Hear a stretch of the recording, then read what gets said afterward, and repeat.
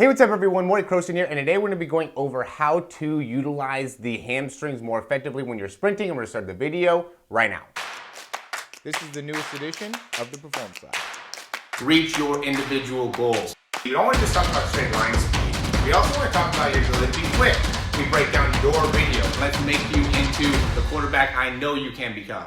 So this is going to be an important video just because I recognize that one, everybody wants to train the hamstrings and develop the hamstrings in order to get faster, right? Improve their speed. And that overall concept is correct, but what ends up being an issue is in actually being able to utilize during the sprinting. So we're going to actually go into the form and the technique to best utilize your hamstrings when you're running to make it so you're actually able to run faster. So what we see here is Noah Lyles. I've said many times that I think Noah Lyles overall has the best top speed running form out of anybody that is currently I guess competing, right? And I like using more of the newer video just because the overall quality is better, right? And then we have an athlete that came in recently on the left, and so one we can see as he's even landing, he's really sinking into this hip, really low within the ability to absorb, is not absorbing the weight properly, right? And what ends up happening is as he's toeing off here, he's really not getting a great range of motion or great extension within the hip. So,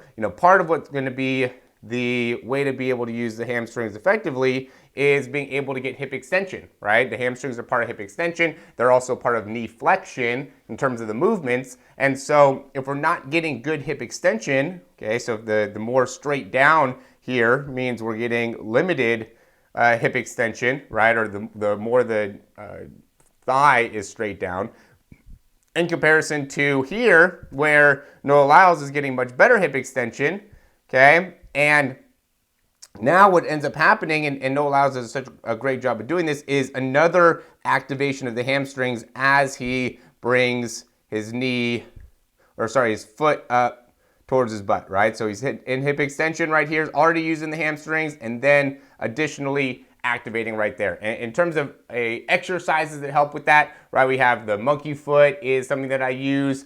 We have just like standing single leg curls is something that's a good way to improvise that. If you don't have that, you could do, lying on your stomach. We could do like the regular kind of traditional single leg curls. All those things are good things to be able to help in building up your hamstrings. And I want to go over some of the best exercises to be able to help you out as well. So not only are we going to go over how to better utilize your sprinting or your hamstrings while sprinting, but also the best exercises and why they end up being the best exercises to help you in developing your ability to run fast. So we have, similar action here. So notice not in as good of hip extension, therefore that's going to limit the ability to get into good knee flexion, right? So, this athlete could have as strong of hamstrings as possible, but he's still not going to be able to run as fast because he's not properly utilizing the muscles. So part of it goes into training it, but also part of it goes into the mechanics and the form, and therefore being able to properly utilize the muscles, right? That's why I'm making this video, so you guys can understand that it's not only about just getting stronger, it's a lot about how are you using your body. So what has been done is people will put on the EMGs to be able to see what muscles are being utilized and when muscles are being utilized. We've gone over this before in the past as well. And what we see is that when the hamstring, or when the foot's first coming up here, is when the hamstring is active, right? There's an action right here where we get the activation within the hamstring. And then as the knee comes forward here, there's not as much activation, so there's like an initial contraction right here, then it kind of loosens up. You can even see it as he's going through. But what's important is as this knee's coming through, we want to be able to maintain as much hamstring activation as possible. You don't want to allow this foot, and a common mistake that I see is people will let this foot really drop down quickly, right? Where that foot is as it's coming through, instead of being able to maintain height. And here the athlete's actually not doing it too bad here on the left, but you can see in athletes a lot is as they're coming through, and I use this athlete more for the hip extension than this particular issue, but as they're coming through, they really allow this foot to come straight down into the ground, right? Instead of being able to get the foot up, get the toe up, to then be able to land properly, right? So we can see a good landing strike here. For athletes that do this, don't use their hamstrings as well, what they do is they go right down into the ground with their foot, and then that makes it so now they either land on the heel or are landing with their foot way out in front of their hip, or a combination of both.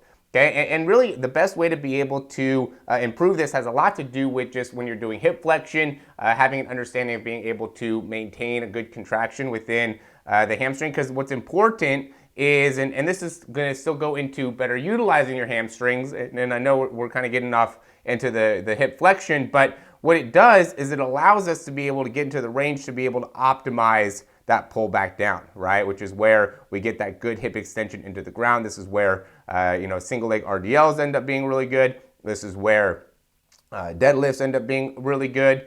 Squats end up being really good, is into this action, right? And being able to be upright with our body, being able to get our hips through, right? Getting into, our hips back behind, right? Behind the foot, okay? And then driving those hips forward to be able to make it so the hip lands, as close to right underneath the foot as possible. These are all things that we kind of develop with more like the deadlift, squat type exercises, okay? And what happens is, what Noah Lyles does such a great job of is being able to maintain this level of contraction within those hamstrings, right? Almost keeping his foot and his shin back behind, but then so rapidly is able to get that foot all the way through, right? Because there wants to be a combination of both, having a lot of height here, maintaining this activation within the hamstrings, but then also being able to get the foot all the way through as fast as possible, so then we can get that like straight leg position and then pull back underneath. The better we can create this pulling action, the more upwards we're gonna be, the more of our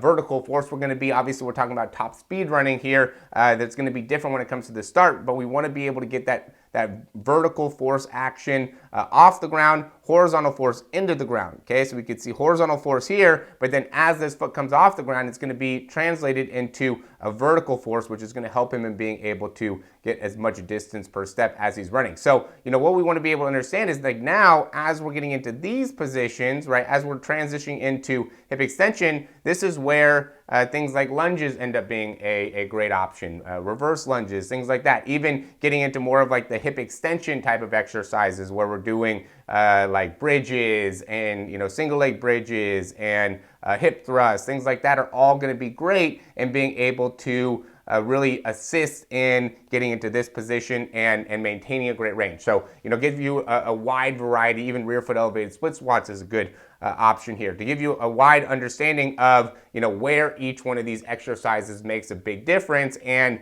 why you are actually doing the exercise and how it applies to your sprint. Because what you want to be able to do is not only get stronger within the glutes, within the hamstrings, in the hip extensors, but we also want to be able to get the correct range and the correct strength in the low back, which is also a synergist. We also want to be able to get the right range of motions within the foot and within the calves and be able to better utilize that, because that whole back line is connected, right, all the way from the foot into all these muscles. They've done a lot of studies that show that these muscles are all connected. So you can't train, or you don't want to just think about when training just one area. You want to think about how is everything going to be coordinated when I'm sprinting to be able to run at the highest level. And also, while doing that, we don't want to be losing any type of range of motion within the hip flexor, or end up having any type of inability to access our hamstrings because of tightness in the hip flexor, right? You could see here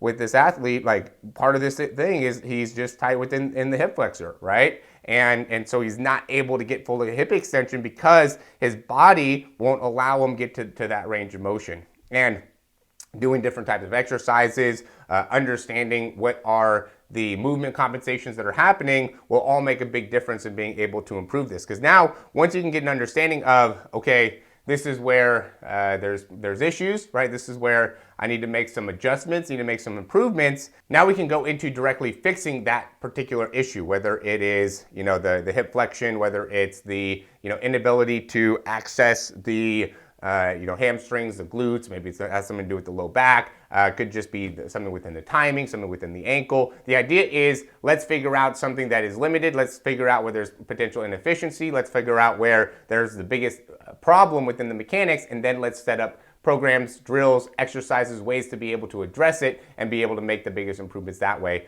So then we're going after something specific instead of going after something broad. The more specific we could be in our development, the more likelihood that we're going to actually get the specific response that we're looking for. So that ends up being the main point here. As always, guys, thanks for watching. If you like the information, click that thumbs up, subscribe to the channel. If you have any questions, comments, or recommendations, you can leave those down below. I would love to hear you guys' recommendations. I'd love to hear you guys' thoughts because this ends up being a critical concept, guys. If you're watching this right now, that means you have already a pretty good understanding of, I'm sure, of sprinting, or else you wouldn't be that interested in this. And I will say, especially if you're a runner, this is something that you want to be working on. You want to be working on, essentially what it is foot height, right? How well are you able to get your foot up? If you see the top sprinters, what they're able to do is they're able to get their feet up off the ground, coming in the backside, maintain that position as they come through, so then they strike the ground with the most amount of power. Sometimes you have to take a step back in order to take 3 steps forward. And so don't be afraid of really working on this range of motion,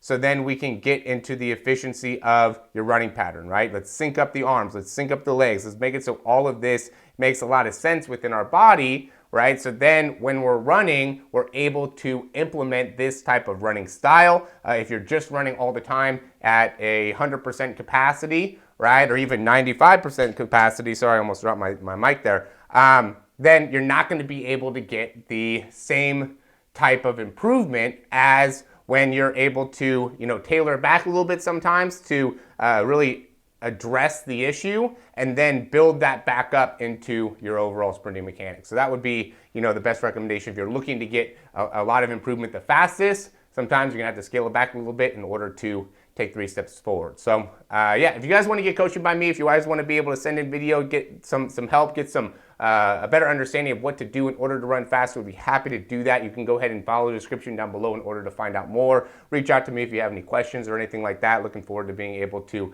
continue to help people get faster. We're at the start of 2023. I think we've already made a big difference. I've been posting some videos about some improvements that we've made with people, and I'm going to look forward to being able to do that again here through this year. So yeah, thanks for watching, guys. We'll talk to you soon.